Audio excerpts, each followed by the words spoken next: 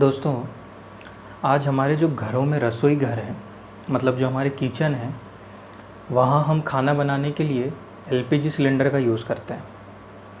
पर जब ये एलपीजी सिलेंडर का यूज़ कम हुआ करता था, स्पेशली ग्रामीण क्षेत्रों में, मतलब रूरल एरियाज़ में, जहाँ या तो लोग इसको कम यूज़ करते थे या ये लोगों तक पहुँचे ही नहीं थे, मतलब ये सिलेंडर लोगों तक पहुँचे ही नहीं थे, मतलब काफ़ी घरों में इसका एक्सेस ही नहीं था।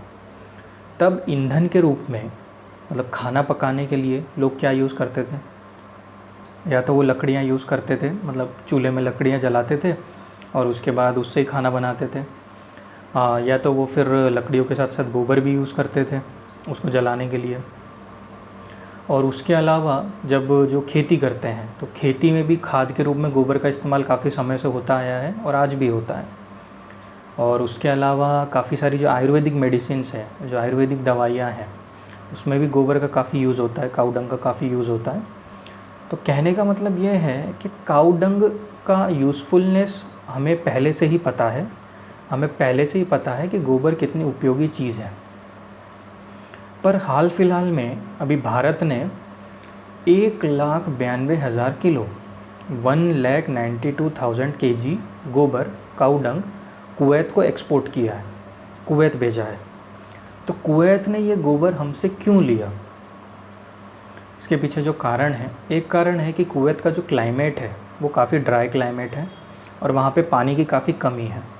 तो इस वजह से भी उनको खेती करने के लिए ये जो काऊ डंग है ये काफ़ी यूज़फुल साबित होता है। तो एक तो कारण ये है।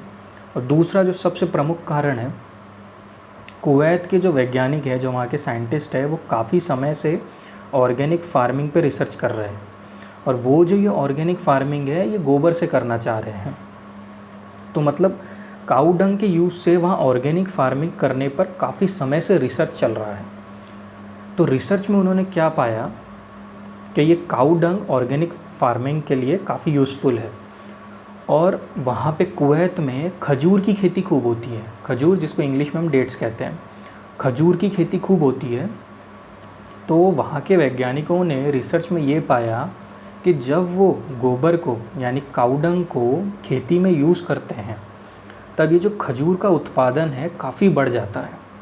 मतलब क्वांटिटी के टर्म्स में भी अगर काऊ डंग को वो यूज़ करके खेती करे तो खजूर का उत्पादक ज़्यादा हो जाता है।